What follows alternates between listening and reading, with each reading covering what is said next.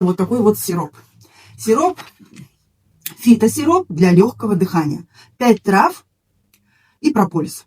Вот такая вот история, да. Смягчающий эффект и помощь при кашле.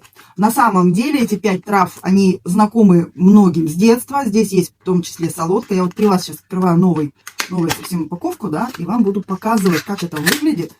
Как вообще он выглядит, этот сироп, и как он на вкус. Я тоже знаю, какой на вкус, но тем не менее, да, то есть вот это вот Витамама комплекс, ну, на самом деле нами всеми любимый. У меня здесь рояль в кустах есть, да, вот я вам сейчас буду прям показывать, как это разводится. Вот смотрите, стакан, ложка. Здесь мы с вами открываем, открываем, сейчас надо чем-то проткнуть. Это запаковано фольгой. Так, ну вот, ножницы маленькие взяли. Сейчас потихонечку откроем. Ой. Ничего. Мимо. Все только на пользу. И вот такой вот у нас замечательный вот такой вот у нас сироп. Видите, да? Я налила чуть меньше, это чтобы не пролить ничего, да? И сейчас буду перед вами размешивать. Вот, смотрите, сироп, который замечательно в прямом эфире мешаю.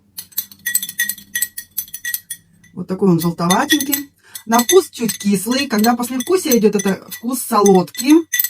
Ну, всем знакомый. То есть ничего плохого. Сахара здесь нет. Здесь только, так скажем, вкусная из трав и соков.